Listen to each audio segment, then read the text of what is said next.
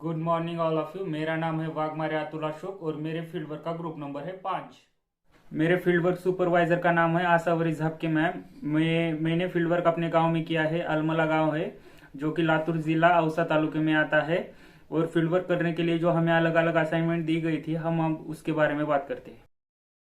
अब बात करते हैं हमारे असाइनमेंट नंबर 1 के बारे में। अलमला गांव की जो अभी की कोविड सिचुएशन है, गांव में एक भी कोविड का पेशेंट नहीं है और गांव के करीबन 18 साल के ऊपर के लोगों ने 50% लोगों का वैक्सीनेशन का फर्स्ट डोज कंप्लीट हुआ है और 40% लोगों का सेकंड डोज कंप्लीट हुआ है। अब बात करते हैं हमारे असाइनमेंट नंबर 2 के बारे में।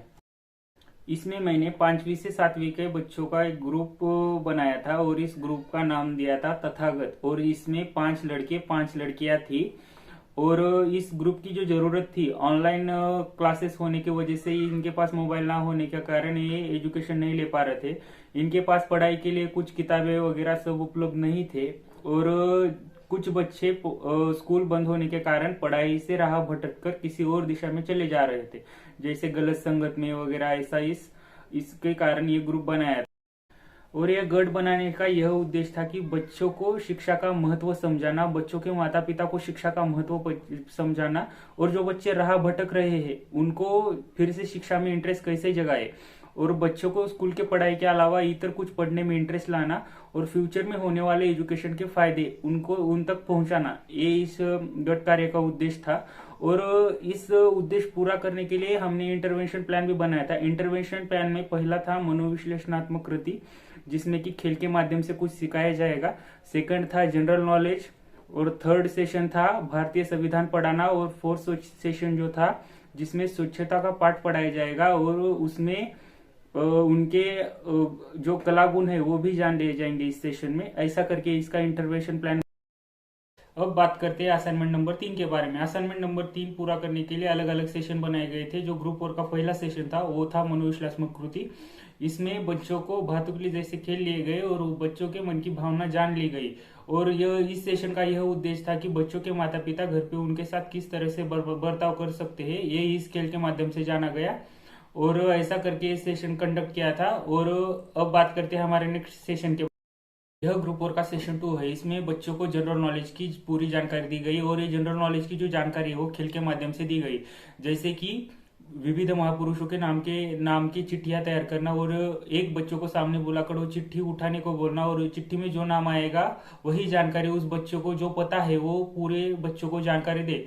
ऐसा करके इस सेशन कंडक्ट किया था। और इसके दौरान इस चिट्ठी में नाम महात्मा गांधी, डॉक्टर बाबा साहेब अम्बेडकर, सावित्रीबाई फुले, ज्योतिबा फुले ऐसे महापुरुषों की जानकारी इस सेशन में बच्चों को दी गई, ताकि उनको पूरी जनरल नॉलेज की जानकारी मिले और जो महापुरुषों के कार्य है, उन्होंने क्या कार्य किए, इसकी जानकारी मिले। इसलिए ये सेशन कंडक्ट किया गया था। यह है हमारे ग्रुप 4 का थर्ड सेशन। इस सेशन में बच्चों को संविधान सिखाया गया। संविधान सिखाने का मूल उद्देश्य यह है कि संविधान क्या है, किस तरह से काम करता है, ये पूरी जानकारी बच्चों को मिले। और संविधान सिखाते समय सबसे पहले वीडियो के माध्यम से बच्चों को संविधान की निर्मित कैसे हुई, ये कुछ जो शॉर्ट वीडियो थे वो दिखाए गए। फिर बाद में उनको जो संविधान के हमारे बेसिक कॉन्सेप्ट है, मूलभूत अधिकार, मूलभूत हक, ये सब इसमें पढ़ाए गए, ताकि बच्चों को जानकारी मिले कि हमारा देश का संविधान क्या है, वो किस तरह से काम करता है। इसके लिए ये सेशन कंडक्ट किया गया था और इस सेशन में बच्चों को जानकारी दी गई थी। अब बात करते हैं हमारे अगले सेशन के बारे में।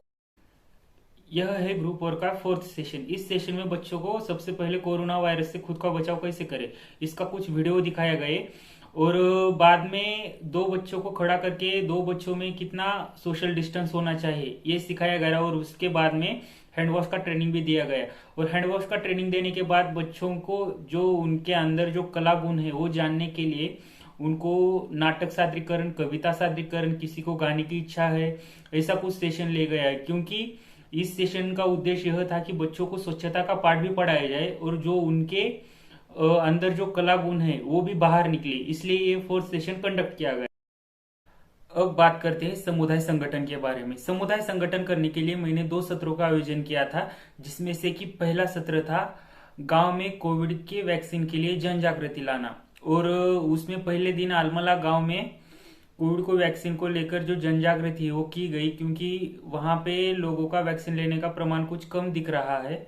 इसलिए लोगों के घर घर जाकर कोरोना वैक्सीन किस तरह से अपने सेहत के लिए अच्छे है ये बताया गया। और कोविड वैक्सीन की के लिए जो लोगों में गलतफहमी फैली हुई है वो गलतफहमी दूर करने का भी इस सेशन में प्रयास किया। यह है समुदाय संगठन का सत्र 2। इसमें मैंने आलमला गांव में जो कुपोषित बच्चे हैं उनकी माताओं की बैठक ली और उनको गाइडेंस किया, क्योंकि इस सेशन का यह उद्देश्य था कि जो गांव में कुपोषित बच्चों की जो संख्या बढ़ रही है वो किस तरह से कम की जाए, इसके पीछे का यह एक उद्देश्य था। और इस सेशन में मैंने बच्चों के माता पिता को सबसे पहले वृद्धि चार्ट के माध्यम से उनको ये दिखाया गया कि आपका बच्चा कुपोषित श्रेणी में किस तरह से आता है। और उसके बाद मैंने बच्चों की सेहत अच्छी बनाने के लिए किस तरह से पौष्टिक खाना उनको खिलाना चाहिए, जैसे खाना खिलाने के लिए दिन में 8 बार उनको खाना खिलाना चाहिए, ऐसा सब चीजें उनको समझाए गए। क्योंकि और उसमें पौष्टिक आहार किस तरह से बना सकते हैं इसके लिए यूट्यूब पे कुछ वीडियो भी दिखाए उनको। इस तरह से इस सेशन में इन महिलाओं को मार्गदर्शन किया गया।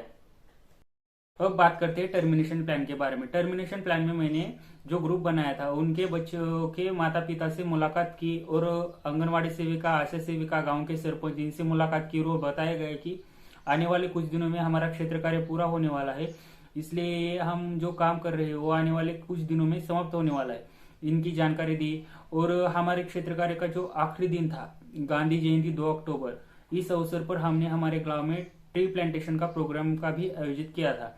अब बात करते हैं इस क्षेत्र कार्य के दरमियान हमने क्या क्या सीखा, इसके बारे में हम बात करते हैं।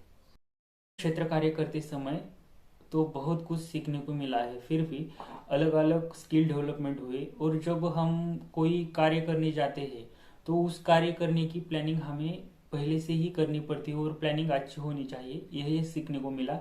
और जब हम कम्युनिटी में काम करने जाते हैं तो लोगों से बात किस तरह से की जाए, उनके साथ किस तरह से बर्ताव करना चाहिए, ये सब सीखने को मिला एक क्षेत्र कार्य के दौरान। और अगर सामने वाला व्यक्ति परेशानी में है तो उनको हम किस तरह से हेल्प कर सकते हैं, वहाँ पे हम अलग अलग स्किल या अलग अलग प्लान किस तरह से बना सकते हैं, यह सब सीखने को एक क्षेत्र कार्य के दौरान मिला। Thank you all of